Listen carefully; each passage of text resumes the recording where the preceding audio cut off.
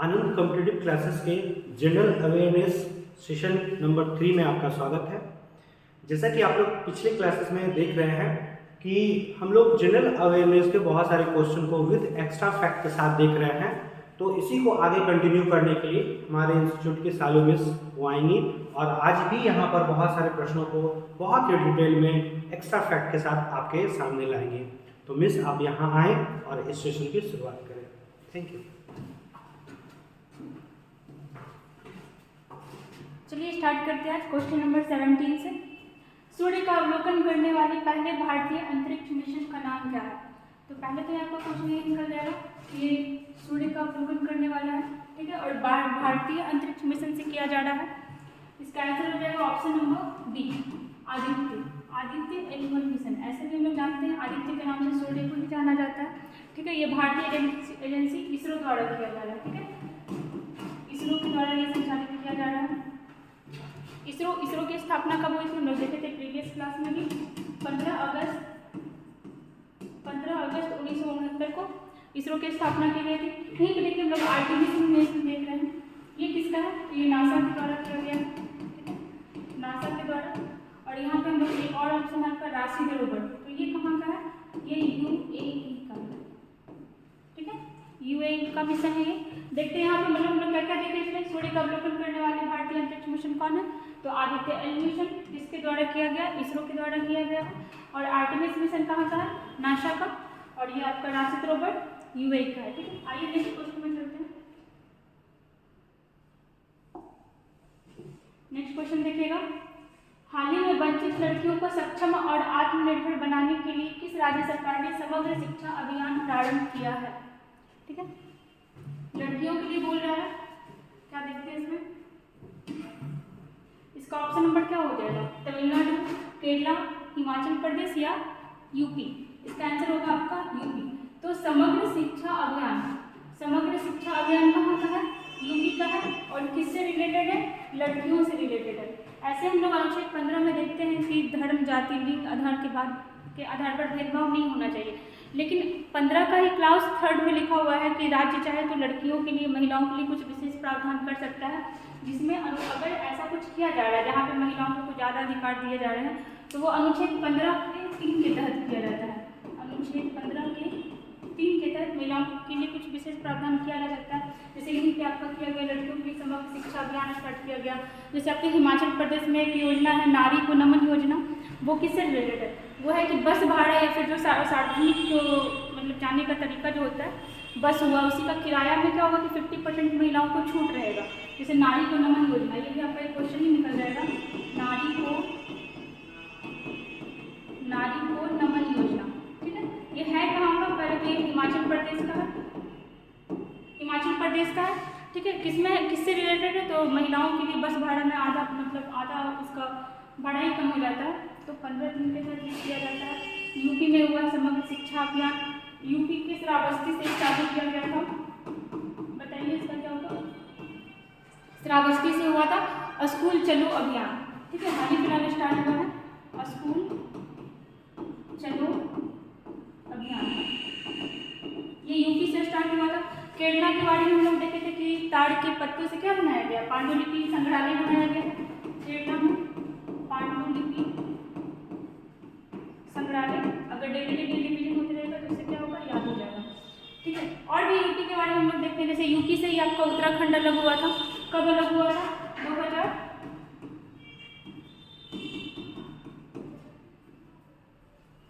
9 नवंबर 2000 को अलग हुआ था, ठीक है। उस समय इसका नाम क्या था? उत्तरांचल नाम था, ठीक है, उत्तरांचल नाम था। और फिर इसका नाम उत्तराखंड कब हुआ? 2007 में हुआ।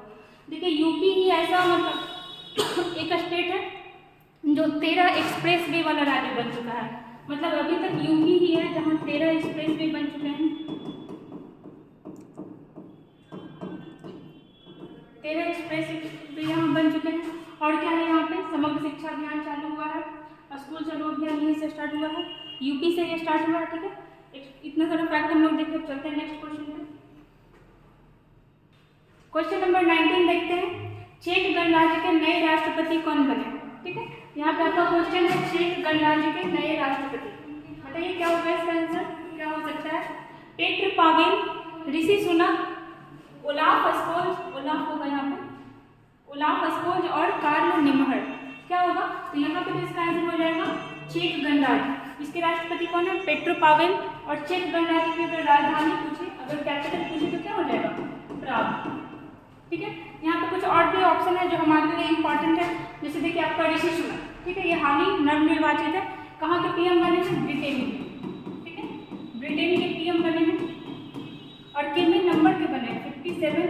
और इम्पॉर्टेंट इसलिए हमारे लिए क्योंकि भारतीय मूल के ये रहे हैं। ठीक है, देखिए ओलाफ स्कोल्ज, ये नाम भी इम्पॉर्टेंट है। ये कहाँ के? ये चांसलर है। जैसे जर्मनी वगैरह में क्या होता है? चांसलर होता है। ये कहाँ के चांसलर है? जर्मनी के। ठीक है, और हमें ये नाम भी इम्पॉर्टेंट है, कार्ल निम्हर। ये भी कहीं के चांसलर ही है। कहाँ के हैं? ऑस्ट्रिया। ऑस्ट्रिया के चांसलर है। ऑस्ट्रिया की अगर राजधानी पूछे तो क्या होगा? वियना। और अगर जर्मनी की राजधानी पूछे तो बर्लिन। ठीक है, बर्लिन। देखिए इस बार जर्मनी भी हमारे लिए इम्पोर्टेंट है। कैसे? क्योंकि इस बार जर्मनी में ही 48 नंबर का G7 शिखर सम्मेलन हुआ है। ठीक है, G7 का शिखर सम्मेलन 48 नंबर का कहाँ हुआ है? जर्मनी में हुआ है। और G7 क्या है? ठीक है, तो ये विकसित देशों का समूह है। एक होता है विकासशील देश, एक होता है विकसित देश। तो विकासशील देश क्या होता है? जैसे भारत, ये क्या है? ये विकासशील देश है, मतलब धीरे धीरे डेवलप हो रहा है। लेकिन अगर हम आप यूएसए लेते हैं, चाइना लेते हैं, रसिया लेते हैं, ये क्या है? आपका ये विकसित देश है। तो G7 जो है विकसित देशों का समूह है और G20 क्या है? विकासशील देशों का समूह है। G7, ठीक है, ये सब हम लोग देख चुके हैं। G20 हमारा उसमें भारत है, लेकिन G7 में भारत नहीं है। G7 में 7 देश है। 7 इंडिकेट कर रहा है कि कितने कंट्री हैं। तो देखिए इसको हम लोग ऐसे याद रख सकते हैं। एक यहाँ पे ये रखें, ठीक है, ये हुआ।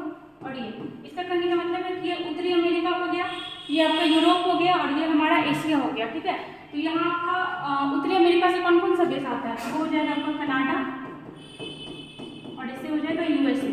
यूरोप से कौन कौन से आते हैं? तो पहले तो आ जाएगा आपका फ्रांस, इटली, जर्मनी और इंग्लैंड। ठीक है, और क्या हो जाएगा? इंग्लैंड, इसी को बोलते हैं। और यहाँ पे आपका क्या हो जाएगा? एशिया का जापान। G7 में 7 देश होते हैं, जिसमें 2 आपके नॉर्थ कॉन्टिनेंट के हैं, मतलब नॉर्थ अमेरिका के हैं, एक आपके यूरोप के हैं और एक आपका जापान, मतलब एशिया से जापान आता है। और उत्तरी अमेरिका से कनाडा और यूएसए आएगा और इससे France, Italy, Germany, UK. 48 number का सम्मेलन कहाँ हुआ है G7 का? तो याद रखेंगे कि जर्मनी में हुआ है। जर्मनी के चांसलर कौन है? Olaf Scholz. और ऑस्ट्रिया के चांसलर है कार्ल निम्हर। ऋषि सुनक ब्रिटेन के पीएम बने हैं। और पेट्रो पावेल कहाँ के राष्ट्रपति हैं? चेक गणराज्य, जिसकी राजधानी कहाँ है? प्राग। ठीक है, आइए नेक्स्ट क्वेश्चन में चलते हैं। क्वेश्चन नंबर 20 देखिएगा। राष्ट्रीय खनिज विकास निगम ने किसे अपना ब्रांड एम्बेसडर बनाया है? किसे बनाया है? तो यहाँ पे हो जाएगा option number D, Nikhat Zareen. कौन है निखत जरीन? ऐसे पेशे से एक बॉक्सर है, बॉक्सिंग करती है। ठीक है, ये बॉक्सर है, काफी फेमस नाम भी रहा होगा इस बार। तो राष्ट्रीय खनिज विकास निगम ने किसे अपना ब्रांड एम्बेसडर बनाया है? क्या हो जाएगा इसका? निखत जरीन। यहीं पे कुछ कुछ और नाम है जो इम्पोर्टेंट है हमारे लिए, जैसे तनिष्का और रिधिका। ये क्या है? तो ये बेटी बचाओ और बेटी पढ़ाओ की ब्रांड एम्बेसडर है। इसकी बेटी बचाओ बेटी पढ़ाओ की, बेटी बचाओ बेटी पढ़ाओ की ब्रांड एम्बेसडर कौन है? तनिष्का वर्धिका। ये स्टार्ट कहाँ से हुआ था? तो ये आपका हरियाणा से स्टार्ट हुआ था और 2015 में स्टार्ट हुआ था। ठीक है, हरियाणा से ही क्यों स्टार्ट हुआ? क्योंकि लिंगानुपात में सबसे ज़्यादा तो केरला पे था, लेकिन सबसे कम हरियाणा में था, इसलिए लिंगानुपात यही कम था और यहीं से स्टार्ट हुआ आपका बेटी बचाओ बेटी पढ़ाओ। ठीक है, इसकी ब्रांड एम्बेसडर तनिष्का वर्धिका। देखिए अभी बिहार, हमारे बिहार की, मतलब बिहार की स्टेट आइकन किसे बनाया गया है? बिहार की स्टेट आइकन ये बनाया गया है मैथिली ठाकुर को। ठीक है, हाल ही फिलहाल बनाया गया है मैथिली ठाकुर।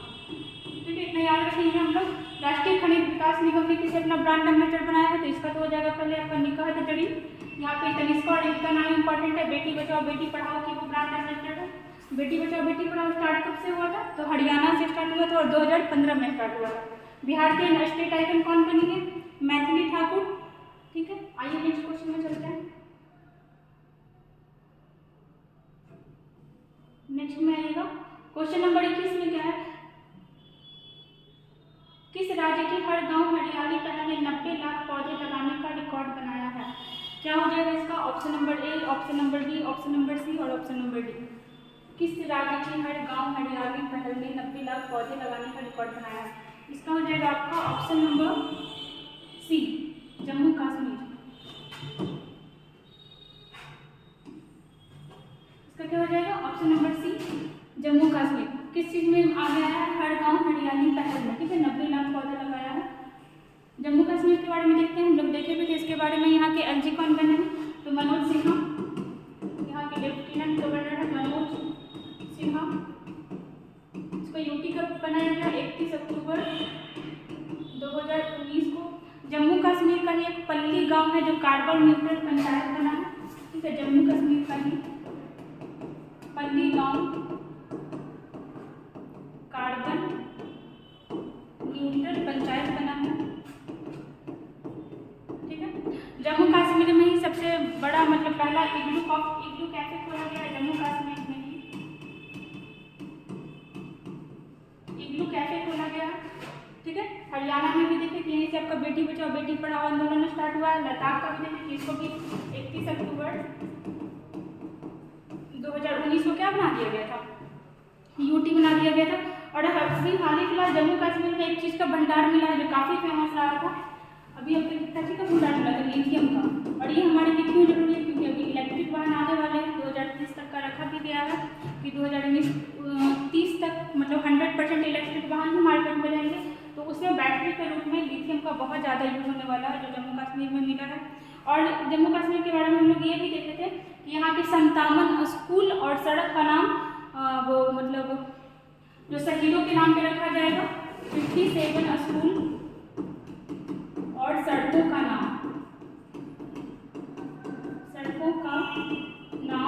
किसके नाम पे रखा जाएगा? शहीदों के नाम पर। और जो कुछ देखे थे कश्मीर का अकबर किसे कहा जाता है? जैनुल आबदीन को कहा जाता है। कश्मीर का प्राचीन इतिहास हमें किस बुक से मिलता है? तो राजतरंगिणी से मिलता है जो कलम के द्वारा लिखा गया है, ठीक है। बहुत कुछ इसमें हम लोग देख चुके हैं। राजस्थान के जयपुर में क्या लगाया गया? संविधान उद्यान बनाया गया है। हरियाणा से बेटी बचाओ बेटी पढ़ाओ आंदोलन स्टार्ट हुआ था। लद्दाख को भी यूटी का बनाया गया है 31 अक्टूबर 2019 को।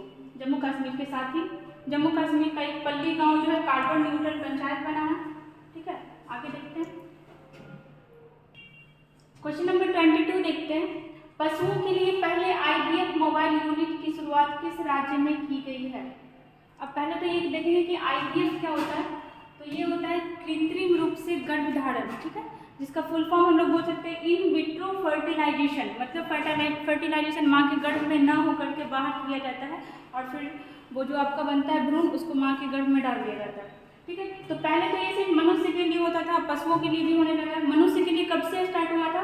तो वो स्टार्ट हुआ था आपका 25 जुलाई 1978, ठीक है। मतलब शुरुआत कब से हुआ था? 25 जुलाई 1978 से स्टार्ट हुआ था। और कहाँ स्टार्ट हुआ था आपका? तो इंग्लैंड में, ठीक है। इसकी शुरुआत सर्वप्रथम इंग्लैंड में हुई। और इंग्लैंड में जो इससे पहला बच्चा का जन्म हुआ था उसका क्या नाम था? उसका नाम था Lewis brown.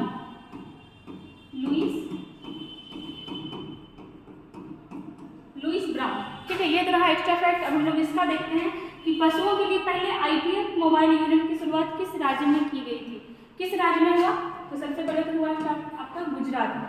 In vitro fertilisation का स्टार्ट पशुओं के लिए किस राज्य में हुआ है? गुजरात में हुआ है। अब हम लोग इसमें और भी देखते हैं, जैसे गुजरात। तो गुजरात के CM कौन है बताइए? तो हो जाएगा भूपेंद्र पटेल। और यहाँ के अगर गवर्नर देखते हैं तो गवर्नर कौन हो जाएंगे? आचार्य देवव्रत, ठीक है। गुजरात के बारे में तो बहुत कुछ हम लोग देखे थे, जैसे आपका सीमा दर्शन यहाँ से स्टार्ट हुआ है, सीमा दर्शन योजना। ये सब एक अलग 100 फैक्ट ही है और ये क्वेश्चन ही है। आपसे ऐसे क्वेश्चन भी पूछ सकता है 1 नंबर का कि सीमा दर्शन योजना किस राज्य का है? तो किस राज्य का हो जाएगा? गुजरात का। जैसे गुजरात में ये भी पांडुलिपि ग्रंथालय बनाया जा रहा है, पांडुलिपि ग्रंथालय। जैसे आपके यहाँ पे हरियाणा है तो हरियाणा के राखीगढ़ी में, हरियाणा का एक शहर है राखीगढ़ी, ठीक है। यहाँ हड़प्पा सभ्यता का मतलब सबसे बड़ा संग्रहालय और पहला संग्रहालय भी बनाया जा रहा है, ठीक है। हड़प्पा सभ्यता का सभ्यता का सबसे बड़ा संग्रहालय। ठीक है, क्या क्या देखें हम लोग इसमें? पहले तो गुजरात के बारे में देखें कि आपका IVF स्टार्ट हुआ है पशुओं के लिए।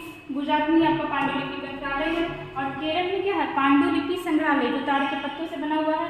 गुजरात के CM कौन है? भूपेंद्र पटेल। गुजरात के गवर्नर कौन है? आचार्य देवव्रत। ठीक है, और आपके गुजरात से सीमा दर्शन योजना स्टार्ट हुआ है यहाँ। और ये तो हम लोग IVF के बारे में एक्स्ट्रा फैक्ट देखे थे। राखीगढ़ी जो कहाँ का एक शहर है? हरियाणा का एक शहर है। और यहाँ क्या बनाया जा रहा है? तो यहाँ हड़प्पा सभ्यता का सबसे बड़ा संग्रहालय बनाया जा रहा है।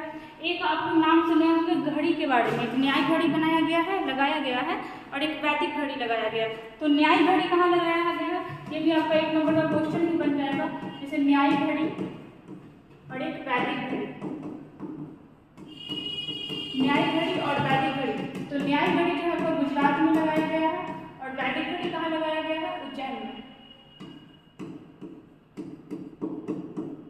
वैदिक घड़ी कहाँ लगाया गया है? उज्जैन में। और न्याय घड़ी कहाँ लगाया गया है? आपका गुजरात में। ठीक है, इतना कुछ हम लोग देख चुके हैं। इसमें एक बार रिवीजन कर लेते हैं। पशुओं के लिए पहले IVF मोबाइल यूनिट की शुरुआत कहाँ हुई? तो गुजरात में हुई। गुजरात के CM कौन है? भूपेंद्र पटेल। गवर्नर कौन है? आचार्य देवव्रत। गुजरात का ही तटीय सीमा सबसे लंबा है। ठीक है, सेकंड सबसे लंबा तटीय सीमा किसका है? आंध्र प्रदेश का। गुजरात में ही आपका पांडुलिपि ग्रंथालय बनाया जा रहा है। हरियाणा के राखीगढ़ी में क्या बनाया गया है? मतलब हड़प्पा सभ्यता का सबसे बड़ा संग्रहालय बनाया जा रहा है।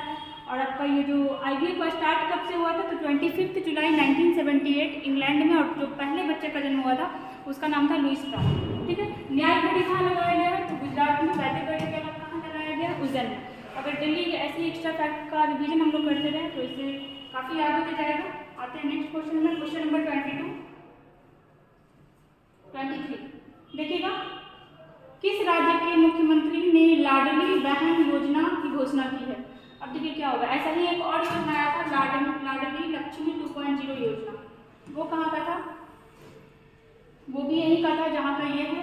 पहले तो किस राज्य के मुख्यमंत्री ने लाडली बहन योजना का घोषणा किया है? क्या हो जाएगा इसका? Option number B, MP। Madhya Pradesh. अभी हम लोग देखते थे कि राज्य महिलाओं के लिए कुछ विशेष प्रावधान कर सकता है, वो अनुच्छेद 15 के सब क्लॉज 3 के तहत करता है। ऐसे तो 15 में दिया हुआ है कि धर्म जाति लिंग के आधार पर कोई भी भेदभाव नहीं किया जाता, लेकिन 15(3) इसके तहत महिलाओं के लिए विशेष प्रावधान राज्य कर सकता है। इसका आंसर क्या हो जाएगा? MP। देखिए यहाँ पे UP है, महाराष्ट्र है, राजस्थान है, जो सब हमारे लिए इंपॉर्टेंट है। UP के बारे में बहुत कुछ अभी हम लोग देखें। यहाँ पे CM कौन है? योगी आदित्यनाथ, जिनका दूसरा कार्यकाल रहा है योगी आदित्यनाथ। ठीक है, गवर्नर कौन है यहाँ की? आनंदीबेन पटेल।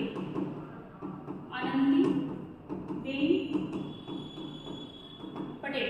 राजस्थान का देखिएगा कौन है? राजस्थान के आपके CM है अशोक गहलोत, और गवर्नर कौन है? कलराज मिश्र। महाराष्ट्र का कौन है? एकनाथ शिंदे है। ठीक है, और देखिए कुछ कुछ यहाँ का, जैसे राजस्थान के जयपुर में क्या लगाया गया है? संविधान उद्यान लगाया गया है। ठीक है, राजस्थान हमारे क्षेत्रफल से भी सबसे बड़ा राज्य पड़ता है। अभी आपका मध्य प्रदेश में और क्या हुआ था? ये जो आपका खेल हुआ था, खेलो इंडिया यूथ गेम्स, कहाँ हुआ था? MP में ही हुआ था। खेलो इंडिया यूथ गेम्स कहाँ हुआ था? MP में ही हुआ था। और ये कितना संस्करण था? तो 5वां संस्करण था। पहले यहाँ पे यूथ नहीं था, पहले यहाँ पे स्कूल था। ठीक है, पहले यहाँ पे यूथ नहीं था, पहले स्कूल था। यहाँ पे 2018 में क्या था? स्कूल। लेकिन 2019 में क्या किया गया? स्कूल यूथ कर दिया गया। ठीक है, और ये जो आपका MP रहा था वो 3rd नंबर पे रहा था। महाराष्ट्र फर्स्ट नंबर पे रहा था। क्या क्या देखें हम लोग इसमें? किस राज्य के मुख्यमंत्री ने लाडली बहन योजना का घोषणा किया है? तो किस राज्य ने किया? मध्य प्रदेश में। ठीक है, मध्य प्रदेश में ये भी खेलो इंडिया यूथ गेम्स भी हुआ था। और आपका यहाँ मध्य प्रदेश से ही आपका छत्तीसगढ़ राज्य अलग हुआ है। जो बताइएगा, मध्य प्रदेश से ही छत्तीसगढ़ राज्य अलग हुआ है। कब हुआ था? 1 नवंबर 2000 को हुआ था। और कितने जिले के साथ हुआ था? कितने जिले के साथ हुआ था? 16 जिलों के साथ। और अलग कब हुआ था? 1 नवंबर 2000 ईस्वी को। ठीक है, कौन अलग हुआ था? छत्तीसगढ़। ठीक है, चलिए आइए नेक्स्ट क्वेश्चन में चलते हैं।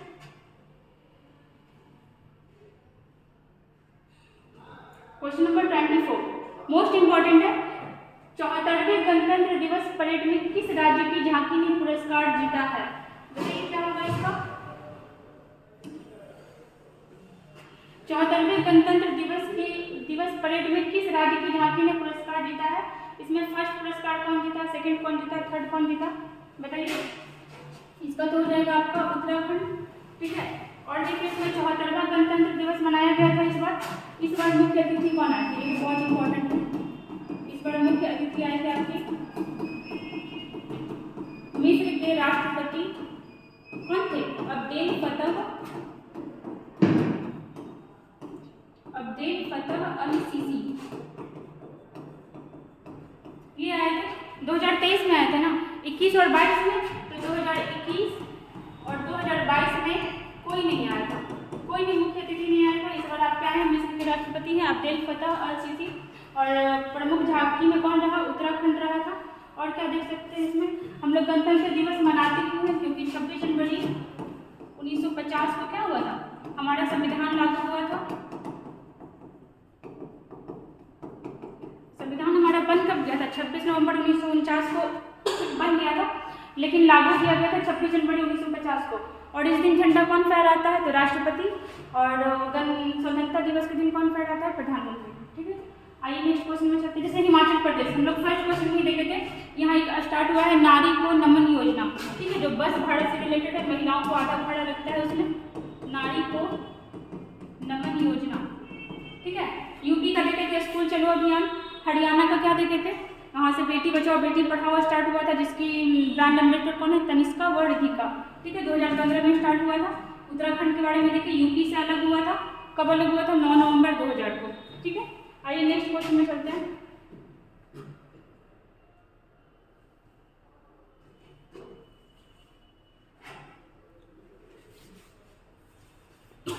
क्वेश्चन नंबर 25 देखिएगा, विश्व कुष्ठ रोग दिवस कब मनाया जाता है? कुष्ठ रोग दिवस, देखिए बताइए इसका आंसर क्या होगा।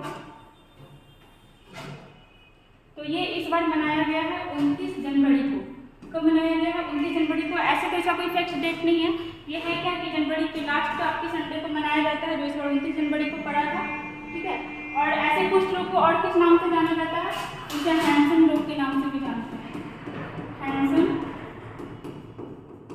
रोग, ठीक है। तो कुष्ठ रोग दिवस कब मनाया जाता है? 29 जनवरी को मनाया गया इस बार, इसको हैंसन रोग के नाम से भी जानते हैं। और देखिए यहाँ पे 27 जनवरी 26 जनवरी से भी इंपॉर्टेंट है। 26 जनवरी को हम लोग क्या मनाएंगे इस बार? गणतंत्र दिवस मनाएंगे, गणतंत्र दिवस। और इसी दिन और क्या मनाया जाता है? सीमा शुल्क दिवस, सीमा शुल्क दिवस। जैसे 23 जनवरी को और क्या मनाया जाता है? पराक्रम दिवस, पराक्रम दिवस। 30 जनवरी को शहीद दिवस। और क्यों इस दिन शहीद दिवस मनाया जाता है? क्योंकि 30 जनवरी 1948 को महात्मा गांधी का मर्डर हो गया था। 30 जनवरी 1948 को महात्मा गांधी का मर्डर हो गया था। और भी कुछ डेट देखते हैं, जैसे आपका देखिए 31 मई को क्या मनाया जाता है? तंबाकू निषेध दिवस, तंबाकू निषेध दिवस, ठीक है। 28 फरवरी को क्या मनाया जाता है? विज्ञान दिवस। 22 मार्च को जल दिवस। 22 अप्रैल को पृथ्वी दिवस, पृथ्वी दिवस। 5 जून को पर्यावरण दिवस।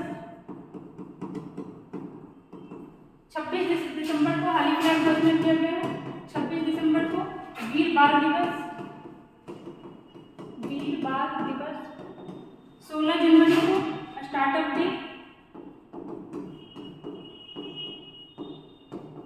स्टार्टअप डे, ठीक है। बहुत कुछ हम लोग इसमें देखें और भी आगे देखते ही रहेंगे। ऐसे इसमें क्या हो गया? विश्व कुष्ठ रोग दिवस कब मनाया जाता है? तो क्या हो जाएगा आपका?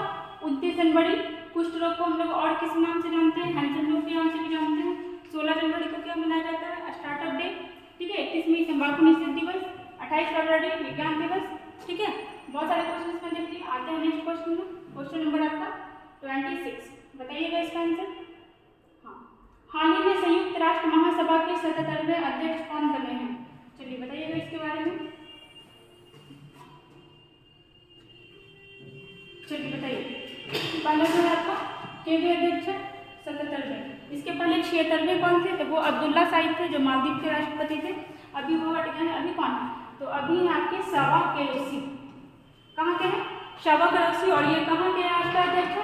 तो ये हंगरी के हैं, ठीक है, हंगरी के राष्ट्राध्यक्ष है।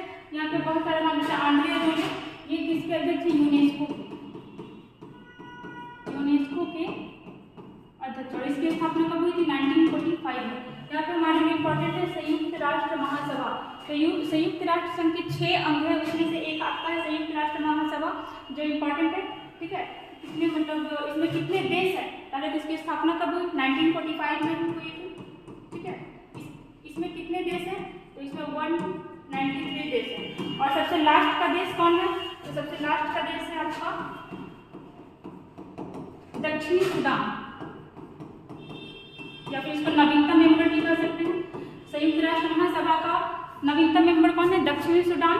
और इसके अध्यक्ष कौन है? अभी शवा केलोसी जो हंगरी के राष्ट्राध्यक्ष हैं। यहाँ पे आपको 1945 में इसकी स्थापना हुई थी। और 193 देश है। सबसे लास्ट का देश कौन है? दक्षिणी सूडान। और क्या देख सकते हैं यहाँ एक चीज इम्पोर्टेंट, इसका एक उपनाम भी है जिसको क्या बोलते हैं? इसे विश्व की लघु संसद भी कहा जाता है। किसे कहा जाता है? तो संयुक्त राष्ट्र महासभा को विश्व की लघु संसद। और जो हमारे पास संसद है, जो हमारे देश में संसद है, उसका वर्णन किस अनुच्छेद में है? तो उसके बारे में भी हम लोग देख लेते हैं। अगर हम लोग लिखते हैं इस तरह से स र ल, ठीक है, तो ये हो गया आपका 79, ये हो गया आपका 80 और ये हो गया 81। जैसे स से क्या हो गया आपका संसद, र से राज्यसभा और ल से लोकसभा, ठीक है। चलिए आगे देखते हैं क्या क्या देख लिए हम लोग इससे। हाल ही में संयुक्त राष्ट्र महासभा के 77वें अध्यक्ष कौन बने हैं? तो शवा केलोसी, ठीक है। ये आपको संयुक्त राष्ट्र महासभा को विश्व की लघु संसद भी कहा जाता है। इसमें 193 देश भी है। और सबसे लास्ट का देश कौन है? दक्षिणी सूडान, ठीक है। आइए नेक्स्ट क्वेश्चन में चलते हैं। क्वेश्चन नंबर 27 देखिएगा। हाल ही में खादी उत्सव 2023 का उद्घाटन कहाँ किया गया है? बताइएगा इसका। हाल ही में खादी उत्सव 2023 का उद्घाटन कहाँ किया गया है? क्या हो जाएगा इसका? ऑप्शन नंबर बी, ठीक है, मुंबई। खादी हमारे आज़ादी का भी प्रतीक रहा था, ठीक है। जिस समय हम लोग गुलाम थे, उपनिवेश थे, ब्रिटेन थे, उस समय खादी से भी कपड़ा बनाया जाता था। आगे देखिएगा यहाँ पर मुंबई को हम लोग 7 टापुओं का नगर भी कहते हैं। 7 टापुओं का नगर। और ये जो मुंबई है किस द्वीप पर बसा हुआ है? तो सालसेट द्वीप पर, सालसेट द्वीप, ठीक है। अब ये देखिए कि जो खादी आयोग है इसकी स्थापना कब की गई थी? तो जो खादी आयोग है, खादी आयोग, इसका एक्ट आया था 1956 में, ठीक है। 1956 के एक्ट से 1957 में, ठीक है, इसकी स्थापना की गई। और इसके अध्यक्ष कौन है? तो इसके अध्यक्ष है मनोज कुमार, ठीक है। अगर अध्यक्ष देखते हैं तो मनोज कुमार इसके अध्यक्ष हैं। देखिए गया में, हमारे बिहार के गया में भी हाल ही फिलहाल नहीं गया रबर डैम, जिसका नाम क्या रखा गया है? गया जी डैम, ठीक है। जो किस नदी पे बना हुआ है? तो फल्गु नदी पे बना है। किस नदी पे बना हुआ है? फल्गु नदी, ठीक है, याद रखेंगे फल्गु नदी। और देखिएगा गोवा में अनुच्छेद 44 लागू है, जो समान सिविल संहिता से है। और डीपीएसपी के अंतर्गत आता है। 36 से 51 जो अनुच्छेद है वो डीपीएसपी में जाता है, ये भी उसी में आएगा। जैसे गुजरात के बारे में तो हम लोग बहुत बार देख चुके हैं, सीमा दर्शन योजना। इसके बारे में यहाँ पे एक चीज हम लोग देख लेते हैं कि गुजरात राज्य की स्थापना कब हुई थी? 1 मई 1960 को। और किससे अलग हुआ था? महाराष्ट्र से अलग हुआ था, ठीक है। आइए नेक्स्ट क्वेश्चन में चलते हैं।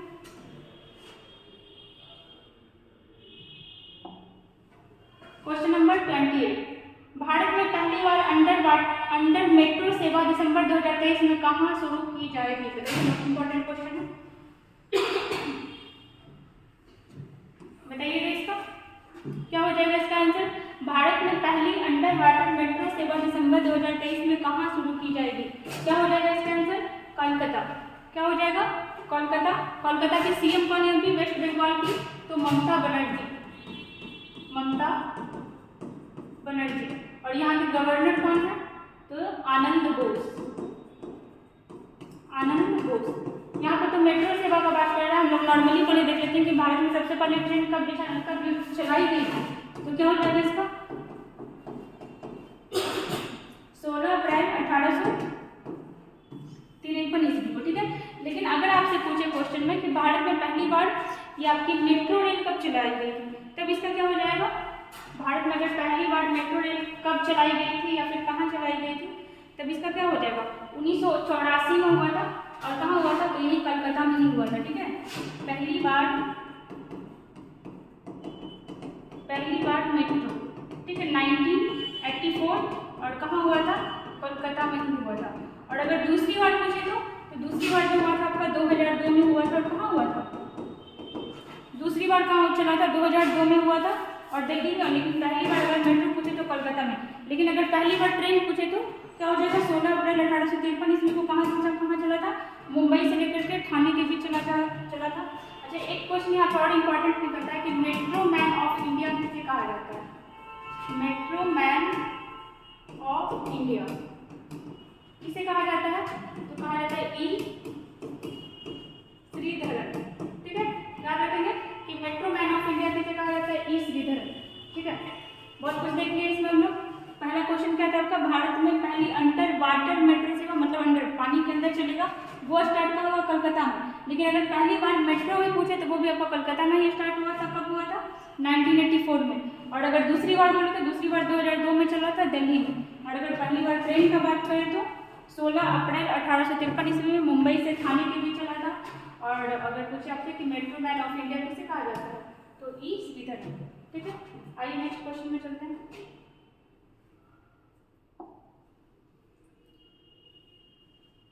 Question number 29। भारत का क्या है? क्वेश्चन नंबर 29, भारत का दूसरा सबसे लंबा केबल ब्रिज कहाँ खोला गया है? क्या होगा इसका? दूसरा सबसे लंबा केबल ब्रिज। अब ये केबल ब्रिज क्या होता है? तो ये तार के सहारे से ऐसे मतलब पुल बनता है, देखे होंगे आप लोग। तो यहाँ पे देखिए, पहला तो बोला दूसरा, तो पहले पहला कौन सा है? तो पहला तो आपका लगा था जम्मू कश्मीर में, ठीक है, चिनाब नदी पर। ये आपका पहला था। अब आपका दूसरा पूछ रहा है दूसरा सबसे लंबा केबल ब्रिज कहाँ लगाया गया या फिर खोला गया? तो क्या हो जाएगा आपका? गोवा, ठीक है। सेकंड वाला आपका गोवा में लगाया गया। और नदी कौन सा था? जुआरी नदी, जुआरी नदी, ठीक है। ये इंपॉर्टेंट है। और देखिएगा यहाँ पे जैसे आपका मणिपुर के बारे में दिया हुआ है, यहाँ पे सिरोही लिपि महोत्सव मनाया जाता है, जो इम्पोर्टेंट है, पूछता भी है। सिरोही लिपि महोत्सव, ठीक है। और यहाँ पर मणिपुर में ये तैरता हुआ राष्ट्रीय उद्यान है, उसका क्या नाम? मणिपुर में जो तैरता हुआ राष्ट्रीय उद्यान है उसका नाम है काबुल लेमजाओ, काबुल लामजाओ राष्ट्रीय उद्यान। एकमात्र भारत का तैरता हुआ उद्यान है। और क्या गोवा में हम लोग देखे थे कि अनुच्छेद 44 जो क्या है? यूनियन सिविल कोड, समान सिविल संहिता, वो आपका लागू रहेगा। असम में क्या है? काजीरंगा राष्ट्रीय उद्यान है, काजीरंगा राष्ट्रीय उद्यान, ठीक है।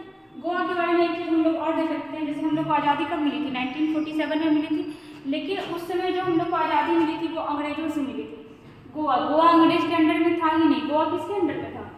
गोवा पुर्तगालियों के अंडर में था, गोवा पुर्तगाली के अंडर में था। और कब से था? अंग्रेज तो फाइनली मतलब लगभग 1600 के से आना स्टार्ट किए थे, लेकिन ये जो पुर्तगाली लोग थे 1510 में ही गोवा पे कब्जा कर लिए थे। और पुर्तगाली में भी कौन था? तो अब क्या नाम था उसका? अलबुकर्क, हाँ, अलबुकर्क। ये जो था गोवा पे अधिकार किया था 1510 में। और फाइनली फिर आज़ाद कब हुआ? तो आज़ाद हुआ नहीं, आज़ाद कराया गया ऑपरेशन विजय चलाकर, ऑपरेशन विजय 1961 में, ठीक है। 1961 में गोवा दमनदीप जो पुर्तगाली से आज़ाद हुआ। और फिर फाइनली 30 मई 1987 को गोवा को पूर्ण राज्य का दर्जा मिला था।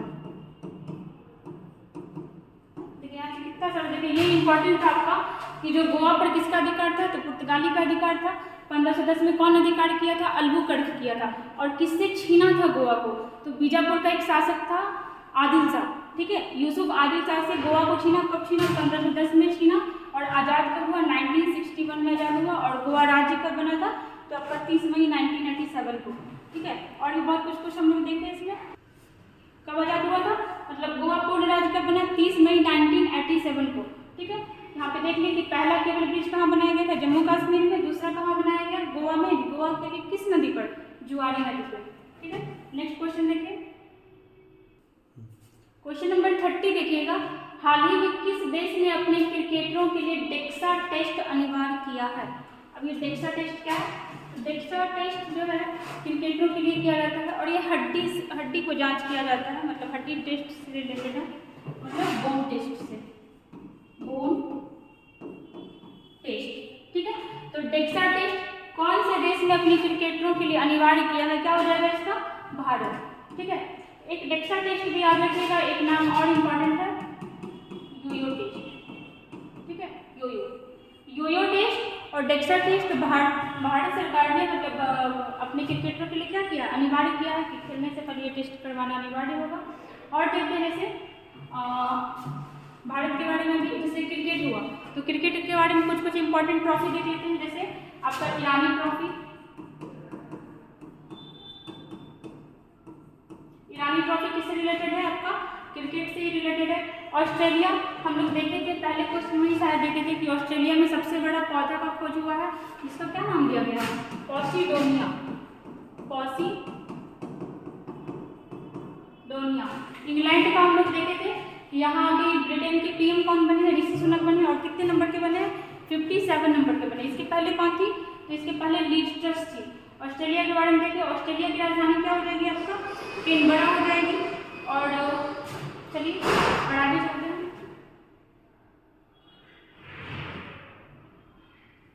क्वेश्चन नंबर 31, हाल ही में भारत ने मांगदेच्छू जल विद्युत परियोजना किस देश को सौंपी है। तो पहले तो है क्या, मांगदेच्छू, इस परियोजना का नाम क्या है, मांगदेच्छू जल विद्युत परियोजना, ठीक है। हाल ही में भारत ने मांगदेच्छू जल विद्युत परियोजना किस देश को सौंपी है, क्या हो जाएगा इसका, ऑप्शन नंबर ए, भूटान, ठीक है। मतलब भारत के सहयोग से ही बनाया जा रहा था ये आपका भूटान में, ठीक है। लिख लीजिएगा, भारत के सहयोग से, भारत के सहयोग से, ठीक है। भूटान में चीज याद रखिएगा कि हाँ अभी भी राजतंत्र चल रहा है। भूटान की राजधानी कहाँ है, थिम्पू, ठीक है। और देखिएगा कुछ यहाँ पर, जैसे म्यांमार के साथ भारत के 4 राज्य का सीमा लगता है। जैसे अगर ये आपका इधर ये है और ये आपका म्यांमार है, तो यहाँ पे अरुणाचल प्रदेश, नागालैंड, मणिपुर और मिजोरम सबका सीमा लगता है अरुणाचल प्रदेश। इस बार DPSC में ये क्वेश्चन पूछा था, चारों पूछा था, अरुणाचल प्रदेश, नागालैंड, मणिपुर और मिजोरम, ये इसी क्रम में है। और ये आपका जो, ये आपका म्यांमार हो गया और ये आपका भारतीय राज्य का सीमा हो गया। जैसे नेपाल के बारे में देखते हैं, यहाँ भी कौन बने हैं, PM पुष्प कुमार दहल प्रचंड, कौन बने हैं, पुष्प कुमार दहल, इतना भी याद रख सकते हैं। जैसे श्रीलंका के बारे में लेते हैं, तो श्रीलंका के राष्ट्रपति कौन है, रानीले विक्रमसिंघे, कौन है, रानीले विक्रमसिंघे। और अगर यहाँ के PM देखें तो कौन है, दिनेश गुणवर्धने,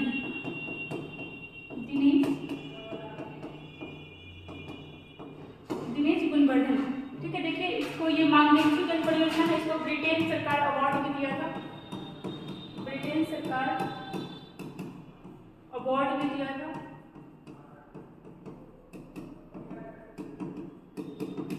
ठीक है। देखिए इसमें हम लोग क्या क्या देखें, हाल ही में भारत में मांगदेच्छू जल परियोजना किस देश को सौंपी गई है, तो भारत के सहयोग से ही बनाया गया था, भूटान का, ठीक है। भूटान की राजधानी क्या हो गई, थिम्पू। यहाँ अभी भी राजतंत्र चल रहा है। श्रीलंका, यहाँ के राष्ट्रपति कौन है, रानीले विक्रमसिंघे और PM दिनेश गुणवर्धन। म्यांमार का जो सीमा है वो भारत के 4 राज्यों से लगता है, वो कौन कौन हो गया, अरुणाचल प्रदेश, नागालैंड, मणिपुर और मिजोरम, ठीक है। देखिए आज हम लोग 31 क्वेश्चन तक देखे, मतलब 16 से लेकर 31 तक डेली हम लोग ऐसे ही मतलब एक्स्ट्रा फैक्ट के साथ क्वेश्चन लाते रहेंगे। अगर आप लोग को ये वीडियो अच्छा लगता है तो लाइक करिए, सब्सक्राइब करिए, क्योंकि आपके एक लाइक से हमें मोटिवेशन मिलता है और हम लोग ऐसे ही जारी रखेंगे। ठीक है, थैंक यू।